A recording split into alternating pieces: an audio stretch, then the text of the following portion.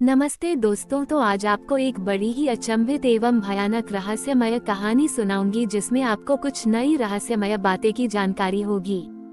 तो कृपा करके अभी चैनल को सब्सक्राइब कर ले। यह मेरा दूसरा नया चैनल है ताकि और भी रहस्यमय कहानी सबसे पहले आप तक पहुंचे। धन्यवाद। तो सुनिए। अंधेरी रात थी, आसमान में तारे टिमटिमा रहे थे जैसे किसी प्राचीन रहस्य की आंखें हों। प्रोफेसर आर्यन, एक प्रसिद्ध पुरातत्वविद और इतिहासकार, अपने पुराने अध्ययन कक्ष में बैठे थे। उनके सामने एक धूल भरी तांबे की प्लेट पड़ी थी जिस पर कुछ अजीबोगरीब प्रतीक और एक अज्ञात भाषा में शिलालेख खुदा हुआ था। ये प्लेट उन्हें हिमालय की एक गुप्त गुफा से मिली थी जहां उन्होंने हाल ही में एक अभियान चलाया था। आर्यन की जिज्ञासा बढ़ रही थी। उन्हें लग रहा था कि यह सिर्फ एक और पुरातात्विक खोज नहीं है, बल्कि कुछ ऐसा है जो इतिहास के पन्नों को हमेशा के लिए बदल देगा। प्लेट पर खुदे प्रतीकों को डिकोड करने के बाद वह चौंक गए। यह एक प्राचीन पहेली थी जो 12 ज्योतिर्लिंगों को एक अद्वितीय क्रम में जोड़ती थी, लेकिन ये क्रम पारंपरिक नहीं था। इसके साथ ही एक चेतावनी भी थी, जो इन 12 ज्योतिर्लिंगों के रहस्य को सुलझाएगा उसे अमृतत्व का मार्ग मिलेगा, लेकिन यदि उसका हृदय शुद्ध नहीं हुआ तो वह अंधेरे में खो जाएगा। यह कोई साधारण ज्योतिर्लिंग यात्रा नहीं थी। यह एक भूलभुलैया थी जहां हर ज्योतिर्लिंग एक पहेली का हिस्सा था। आर्यन ने अपनी यात्रा शुरू करने का फैसला किया, लेकिन इस बार वह अकेले नहीं थे। उनके साथ थी उनकी सबसे अच्छी छात्रा माया, जो प्राचीन लिपियों और भाषाओं की विशेषज्ञ थी। उनका पहला पड़ाव सोमनाथ था। मंदिर की दीवारों पर उन्हें एक चमकती हुई पेंटिंग मिली जिसमें एक रहस्यमय नक्षत्र मंडल बना हुआ था। माया ने तुरंत समझा कि यह पेंटिंग एक खगोलीय घटना को दर्शाती है जो केवल हजारों वर्षों में एक बार होती है। अगला पड़ाव मल्लिकार्जुन था। वहाँ उन्हें एक प्राचीन वेदी के नीचे एक छिपी हुई गुफा मिली। गुफा के अंदर एक चट्टान पर एक नक्शा खुदा हुआ था जो महाकालेश्वर की ओर इशारा कर रहा था। नक्शे पर कुछ बिंदु थे जो ऊर्जा के स्रोतों को दर्शा रहे थे।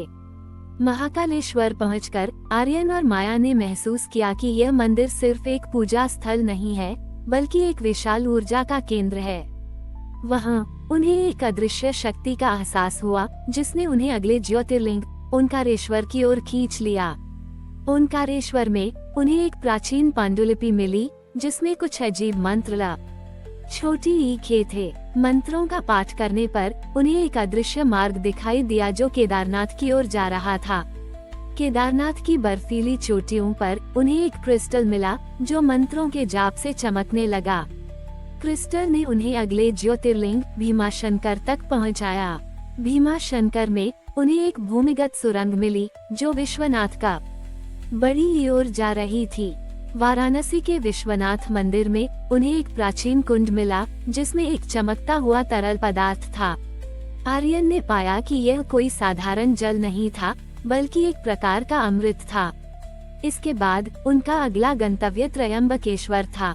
त्रयंबकेश्वर में उन्हें एक गुप्त तहखाना मिला जिसमें एक पुराना यंत्र रखा था। यंत्र ने उन्हें घृष्णेश्वर की ओर निर्देशित किया। घृष्णेश्वर में उन्हें एक और तांबे की प्लेट मिली जिस पर एक पहेली थी जो नागेश्वर की ओर ले जा रही थी। नागेश्वर में उन्हें एक प्राचीन शिवलिंग मिला जिसके चारों ओर सांपों की आकृति बनी थी। लिंग के नीचे एक और पांडुलिपि थी जो रामेश्वरम की ओर इशारा कर रही थी। रामेश्वरम में उन्हें एक द्वीप के नीचे एक गुप्त चैम्बर मिला जहां बैद्यनाथ का रास्ता छिपा हुआ था। अंत में वे झारखंड के बैद्यनाथ मंदिर पहुँचे। वहाँ उन्हें एक और क्रिस्टल मिला जो सभी 12 ज्योतिर्लिंगों की ऊर्जा को एक साथ जोड़ रहा था। जब आर्यन ने सभी पहेलियों को हल कर लिया तो उन्हें एहसास हुआ कि यह अमृतत्व का मार्ग नहीं था, बल्कि एक अमर शक्ति का स्रोत था जिसे शिव ने ब्रह्मांड की रक्षा के लिए बना यह था। आर्यन ने ये भी समझा कि प्लेट पर लिखा था, यदि हृदय शुद्ध हुआ तो अमृतत्व मिलेगा, वरना अंधेरे में खो जाओगे। यह अमृतत्व कोई जीवन काल की लंबी अवधि नहीं थी, बल्कि ज्ञान और शक्ति की एक ऐसी अवस्था थी जहां व्यक्ति जीवन और मृत्यु के चक्र से परे हो जाता है।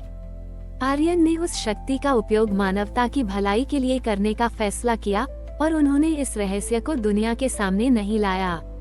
वे जानते थे कि यदि यह शक्ति गलत हाथों में पड़ गई तो दुनिया को नष्ट कर सकती है। इस प्रकार 12 ज्योतिर्लिंगों का रहस्य हमेशा के लिए आर्यन और माया के बीच एक गुप्त कहानी बनकर रह गया। ऐसी कहानी जो विश्वास, विज्ञान और रहस्य के बीच की रेखा को धुंधला करती है। प्रोफेसर आर्यन और माया अपनी खोज पूरी कर चुके थे। बैद्यनाथ में मिले क्रिस्टल ने उन्हें एक ऐसी ऊर्जा से भर दिया था जो अकल्पनीय थी। वे समझ चुके थे कि यह कोई अमरत्व का वरदान नहीं, बल्कि एक अमर शक्ति का स्रोत था जिसे ब्रह्मांड के संतुलन के लिए बनाया गया था। लेकिन उस रात जब वे अपनी वापसी की तैयारी कर रहे थे, एक अप्रत्याशित घटना घटी। क्रिस्टल अचानक चमकने लगा और एक अजीबोगरीब आवाज गूंज उठी। यह आवाज किसी प्राचीन भाषा में थी जिसे माया तुरंत पहचान गई। ये चेतावनी थी, तुमने रहस्य को उजागर कर दिया है, लेकिन तुमने अमृतत्व के एक और पहलू को नजरअंदाज कर दिया है। ये शक्ति केवल उन लोगों के लिए है जो इसके योग्य हैं। आर्यन ने घबराहट में पूछा, क्या मतलब? क्रिस्टल की आवाज ने जवाब दिया, तुमने सिर्फ शक्ति का मार्ग खोजा है, लेकिन अमृतत्व का अभिशाप अभी बाकी है। अब से तुम दोनों को हर उस ज्योतिर्लिंग की ऊर्जा को बनाए रखना होगा जिसके रहस्य को तुमने सुलझाया है। यदि तुम असफल हुए तो तुम और ये दुनिया दोनों अंधेरे में खो जाएंगे। आर्यन और माया ने एक दूसरे की तरफ देखा। उन्हें एहसास हुआ कि उन्होंने सिर्फ एक पहेली नहीं सुलझाई थी, बल्कि एक जिम्मेदारी अपने ऊपर ले ली थी। अब उनका जीवन एक अंतहीन यात्रा बन गया था, जहां उन्हें हर ज्योतिर्लिंग पर जाकर उसकी ऊर्जा को नवीनीकृत करना था। उनकी पहली चुनौती थी सोमनाथ। जब वे वहां पहुंचे तो उन्होंने पाया कि मंदिर की ऊर्जा कम हो रही थी। आर्यन ने अपनी शक्ति का उपयोग करके उस ऊर्जा को फिर से जगाने की कोशिश की, लेकिन ये काफी नहीं था। तभी माया ने उस प्राचीन नक्षत्र मंडल को फिर से देखा और एक मंत्र का जाप किया, जिससे ऊर्जा का प्रवाह फिर से शुरू हो गया। अगला पड़ाव मल्लिकार्जुन था। वहाँ उन्हें एक अदृश्य शक्ति का सामना करना पड़ा जो गुफा के अंदर छिपी हुई थी। ये शक्ति उन लोगों की थी जो इस रहस्य को सुलझाने की कोशिश में असफल हुए थे। आर्यन और माया ने मिलकर उस शक्ति को शांत किया और ऊर्जा को वापस स्थापित किया। इस तरह उनकी यात्रा जारी रही। हर ज्योतिर्लिंग पर उन्हें एक नई चुनौती का सामना करना पड़ा। महाकालेश्वर में उन्हें एक समय मोड़ का सामना करना पड़ा, जहां उन्हें भूतकाल में जाकर एक प्राचीन पुजारी की मदद करनी पड़ी। ओंकारेश्वर में उन्हें एक भयानक राक्षस का सामना करना पड़ा जो मंदिर की ऊर्जा को चुरा रहा था। केदारनाथ में उन्हें एक भयंकर तूफान का सामना करना पड़ा, जिसे उन्होंने अपने संकल्प से रोका। हर चुनौती ने उन्हें शारीरिक और मानसिक रूप से थका दिया था, लेकिन वे जानते थे कि उन्हें रुकना नहीं है। उनकी आखिरी चुनौती बैद्यनाथ में थी, जहां से उनकी यात्रा शुरू हुई थी। जब वे वहां पहुंचे तो उन्हें एहसास हुआ छोटे हुआ की क्रिस्टल की चमक धीमी हो गई थी। आर्यन ने क्रिस्टल को अपने हाथ में लिया और अपनी सारी ऊर्जा उसमें डाल दी। माया ने भी यही किया। उनकी ऊर्जा एक साथ मिली और क्रिस्टल एक बार फिर से चमक उठा।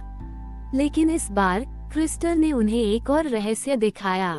यह एक प्राचीन भविष्यवाणी थी। जब अमृतत्व का अभिशाप पूरा होगा, तब एक नया युग शुरू होगा, जब मानव जाति को अपनी शक्ति का एहसास होगा।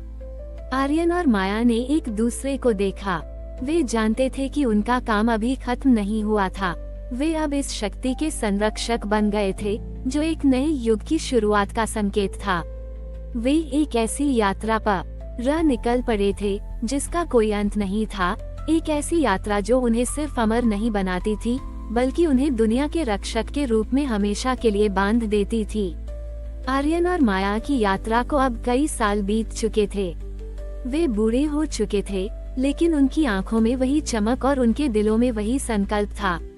उन्होंने हर ज्योतिर्लिंग की ऊर्जा को बनाए रखा था, लेकिन वे जानते थे कि अब उनका समय आ गया था। बैद्यनाथ में, जहां से उनकी यह असाधारण यात्रा शुरू हुई थी, वे एक बार फिर उसी क्रिस्टल के सामने बैठे थे। क्रिस्टल की चमक अब धीमी हो रही थी, लेकिन इस बार यह कोई संकट नहीं था, बल्कि एक संकेत था। यह उनकी जिम्मेदारी को किस बड़ी ही और को सौंपने का समय था।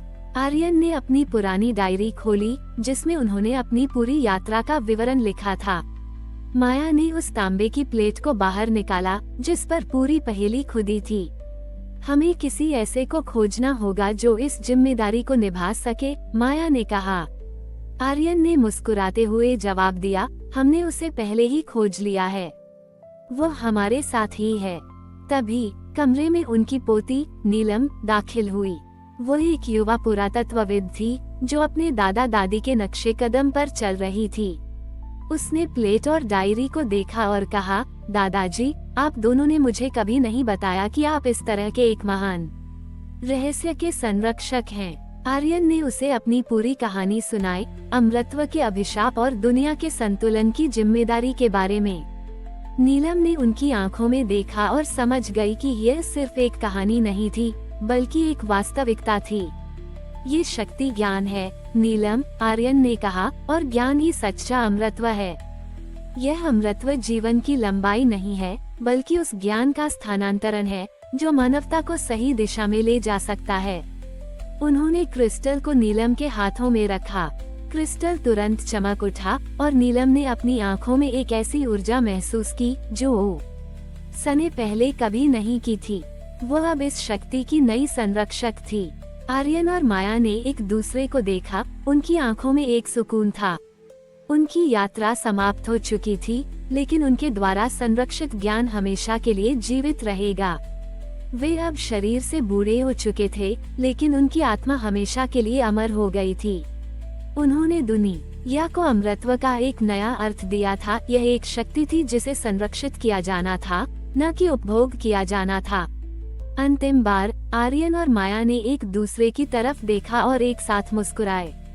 वे जानते थे कि उनकी कहानी अब खत्म हो चुकी थी, लेकिन 12 ज्योतिर्लिंगों का रहस्य हमेशा के लिए जीवित रहेगा, एक नए संरक्षक के साथ, एक नई पीढ़ी के साथ। हमारी और भी आध्यात्मिक एवं अनोखी कहानियाँ देखने के लिए हमारे चैनल पर जाएं तथा धार्मिक एवं पौराणिक अनोखी कहानियाँ हमारे चैनल पर है, कृपया जाके देखें तथा हमारे चैनल को सब्सक्राइब करके रखें और वीडियो लाइक जरूर करें। धन्यवाद।